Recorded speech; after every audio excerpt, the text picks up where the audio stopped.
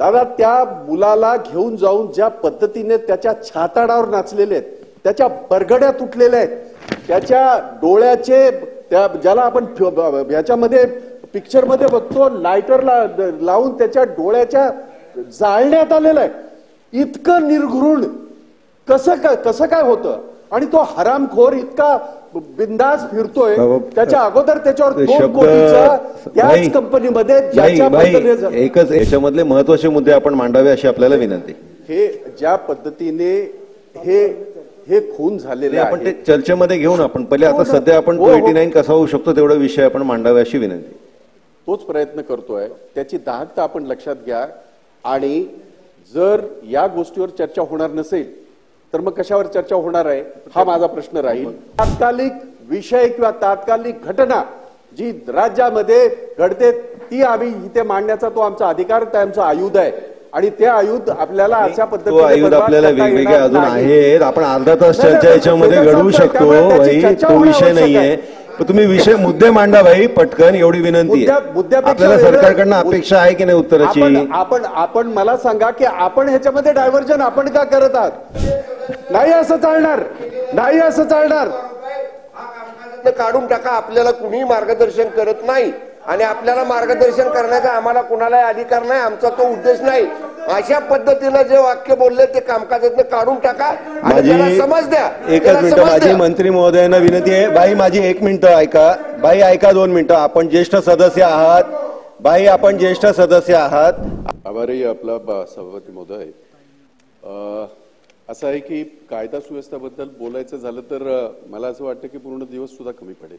पण 289च्या माध्यमातून ज्या तात्कालिक घटना घडतात त्याच्यावर आपण भाष्य करत असतो आणि त्याच्यावर उपाययोजना सरकारने करावे असं अपेक्षित असतं. आत्ताच या ठिकाणी आपलं सभागृह तहकूब याच गोष्टीसाठी झालं कारण याचं उत्तर मुख्यमंत्री देतील अशा पद्धतीचं वक्तव्य सभापती महोदयांनी केलं आणि आपण सुद्धा सांगितलं ते येत आहे. परंतु 10 मिनिटं झाली अजून आलेले नाही. हे प्रश्न इतके गंभीर आहेत, हा विषय इतका गंभीर आहे, या विषयाची दाहकता लक्षात घेता आपल्याला इतकं गांभीर्याने किंवा इतकं सहजपणे नाही घेता येणार. मी राज्यातल्या इतर सगळ्या कायदा सुव्यवस्थेचं बोलतच नाही. 2 घटना ज्यांच्या बाबतीमध्ये तुम्ही आणि मी सगळे अतिशय मनापासून आपल्याला याच्यापासून हृदयापासून आपल्या सगळ्यांना त्याचं दुःख आहे. आणि या घटना कशा घडतात आहेत? राजकीय आशीर्वादामुळे जर अशा गोष्टी घडत असतील आणि त्या बाबतीमध्ये आम्ही एखादी गोष्ट जर या ठिकाणी मांडत असू आणि आम्हाला जर त्याचं उत्तर मिळत नसेल तर नेमकं काय करायचं? कालपर्यंत या घटनेच्या बाबतीमध्ये थोडीशी अस्पष्टता होती. विशेषतः अमरावतीमधील घटना ज्याच्यामध्ये त्या मुलाचा जो मृत्यू झालेला आहे तो पोलीस मारहाणीमध्ये झाला आहे, आता सिद्ध झालंय. त्याचे रिपोर्ट्स आलेले आहेत. म्हणजे परभणीमधला आणि कशा करता तो मुलगा हे केला गेला हे जर आपण नुसतं संविधान म्हणत असू आणि संविधानासाठी रस्त्यावर येणाऱ्या लोकांना अशा पद्धतीने मारलं जात असेल आणि सरकार काय करतंय? ज्याने विडंबना केली तो मनोरुग्ण आहे म्हणून सांगितलं. त्याचं सर्टिफिकेट आम्हाला माहित नाही, पण ह्याचं सर्टिफिकेट आम्हाला माहिती आहे. मनोरुग्ण जर असेल मग याचं सुद्धा आपल्याला नम्रपणे सांगतो या सभागृहामध्ये हे प्रकरण सुद्धा दडपण्यासाठी त्याचं पोस्टमार्टम वेगळ्या पद्धतीने करण्याचा प्रयत्न झाला सरकारकडनं दुर्दैवाने.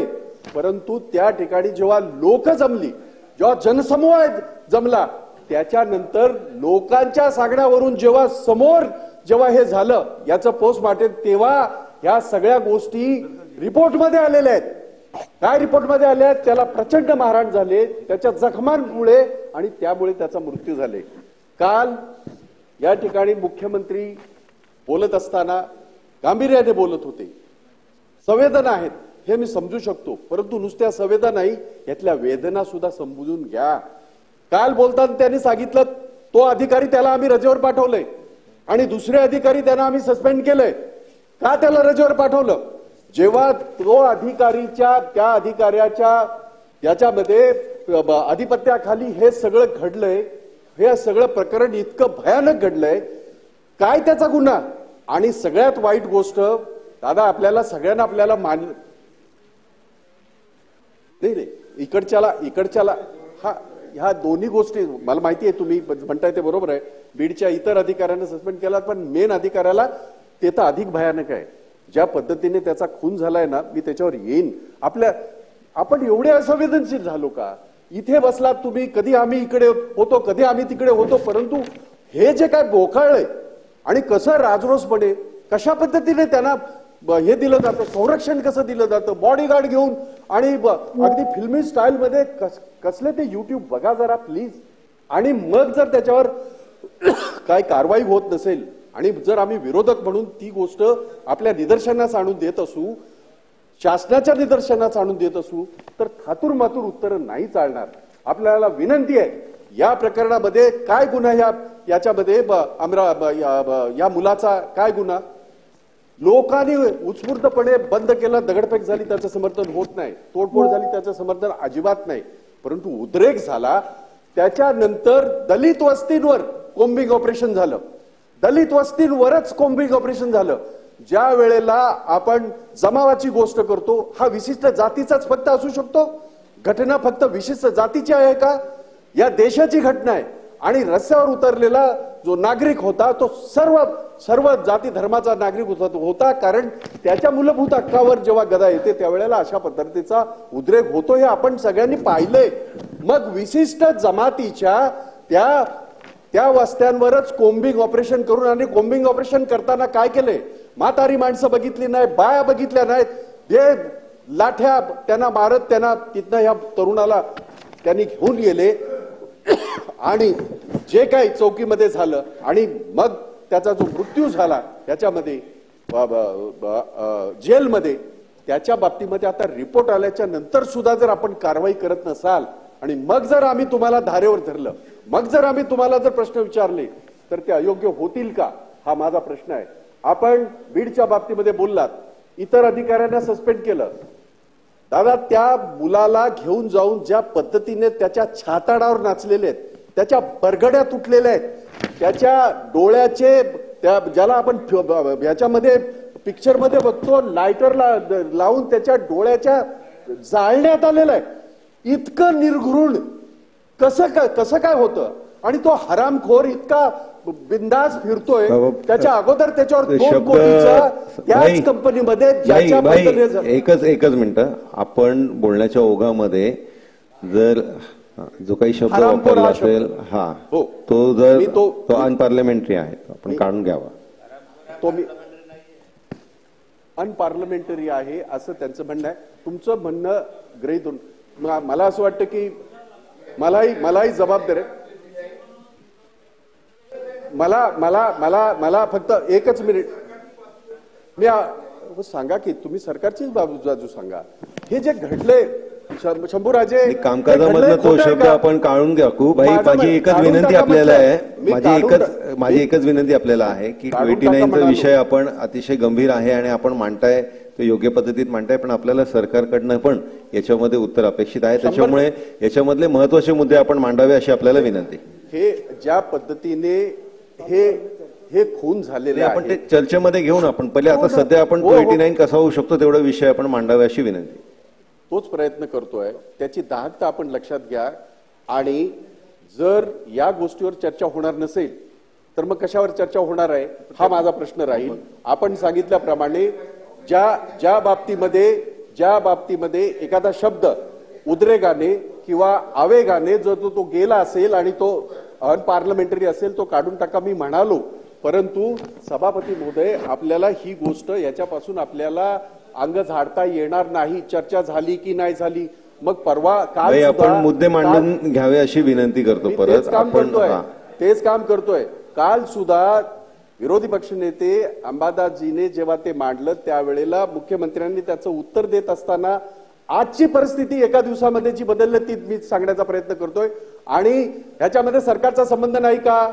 289 का होतो? कारण सरकारचा संबंध आहे. कसं होतं ते आपण विषय मांडताय, आपण ते विषय पण बाकीचेही सदस्य बोलणार आहेत, आपल्याला सरकारकडनंही उत्तर घ्यायचे. मी तोच प्रयत्न करतोय. आपण थोडक्यात तो प्रयत्न करावा अशी विनंती आहे भाई आपल्याला. माझी विनंती तुम्हाला आहे आताच तुम्ही असं म्हणाला 289 कसा होतो त्याची चर्चा व्हावी तेच सांगतोय. आता त्याच्यापेक्षा वेगळं काय सांगतोय का? आपण लवकर बोलून 289 घ्या हा बाई. त्या वेळेला होतो ज्या वेळेला सरकारचा संबंध असतो. तात्कालिक विषय किंवा तात्कालिक घटना जी राज्यामध्ये घडते ती आम्ही इथे मांडण्याचा तो आमचा अधिकार, ते आमचं आयुध आहे आणि ते आयुध आपल्याला अशा तो पद्धतीने आयुध बरबाद आपल्याला करता वेगवेगळे येणार अजून नाही. आहेत. आपण अर्धा तास नाही, चर्चा नाही, याच्यामध्ये ते तर घडवू सांगतोय, शकतो त्यामुळे त्याची भाई, चर्चा तो होणं विषय आवश्यक नाहीये. आहे. पण तुम्ही मुद्दे मांडा भाई पटकन, एवढी विनंती आहे. मुद्द्यापेक्षा आपल्याला वेगळं- सरकारकडनं अपेक्षा आहे की नाही उत्तराची? आपण मला सांगा की आपण ह्याच्यामध्ये डायव्हर्जन आपण का करत आहात? आपण का डायव्हर्जन करत आहात? त्या पीठासीन अधिकारी म्हणून काम करत असताना खालून आपण मार्गदर्शन का घेताय? मी मार्गदर्शन नाही घेते भाई, आपण मुद्दे घ्या. मार्गदर्शन चाललंय, मार्गदर्शन चाललंय, मार्गदर्शन चाललंय. व्यवस्थित बघा जरा, मार्गदर्शन चाललंय, मार्गदर्शन चाललंय. ते तिकडे बघून बोलतात आहेत आणि मला सांगतात आहेत नाही असं चालणार, नाही असं चालणार. काढून टाका, आपल्याला कुणी मार्गदर्शन करत नाही आणि आपल्याला मार्गदर्शन करण्याचा आम्हाला कुणालाही अधिकार नाही, आमचा तो उद्देश नाही. अशा पद्धतीनं जे वाक्य बोलले ते कामकाजातनं काढून टाका आणि माझी त्याला समज द्या. एकच त्याला मिनिट, समज माझी द्या. मंत्री महोदयांना विनंती आहे. बाई माझी 1 मिनिट ऐका, बाई ऐका 2 मिनिटं. आपण ज्येष्ठ सदस्य आहात बाई, आपण ज्येष्ठ सदस्य आहात. आपण वेळेचं भान ठेवून कृपया आता 1 मिनिटात आपला विषय मांडून संपवावा. माझ्या वक्तव्यातला कुठलाही भाग काढता येणार नाही कारण तो संविधानिक आहे. बाई मुद्दे मांडा, एकच मिनिटात तो मुद्दे एक मुद्दा मांडा. आहे. आपण कृपया माझा फार आपला रिस्पेक्ट, आपला मान ठेवून मी बोलतोय. आपण पण थोडस मार्गदर्शन करताना बाई, परत सांगतोय मुद्दे मांडा. आपण डायव्हर्ट होतोय, मुद्दे मांडा. नाही, तुम्ही डायव्हर्ट केलं संपूर्ण, मी डायव्हर्ट झालो नाही. मी माझ्या विषयावरच आहे आणि माझा विषय तोच आहे की ही घटना अतिशय गंभीर आहे. ही घटना या राज्याच्या कायदा सुव्यवस्थेला काळीमा लावणारी आहे. ही घटना देशाच्या संविधानाच्या बाबतीमध्ये ज्यांनी आपल्या भावना व्यक्त केल्या त्यांच्यावर अन्याय अत्याचार करणारे आहे आणि सगळं काम बाजूला ठेवून या सभा अनेक वेळा झालेलं आहे. ही पहिली घटना नव्हे, अशा अनेक घटना झालेल्या आहेत आणि त्याची तात्काळ या सभागृहामध्ये चर्चा व्हावी आणि मग उत्तर द्यावं सरकारने जे त्यांना उत्तर द्यायचं ते. परंतु त्या घटनेच्या बाबतीमध्ये दोन्ही घटना, बीडची घटना आणि ही घटना, दोन्ही घटनांच्या बाबतीमध्ये आज जी काय परिस्थिती आहे ती जनतेसमोर जाणं गरजेचं आहे. महाराष्ट्राच्या आणि 12.5 कोटी जनता ह्या गोष्टीकडे बघते आहे. त्यामुळे याची चर्चा तात्काळ आपण सुरू करा अशी मी आपल्याला विनंती करतो. माननीय सचिनजी आहेर.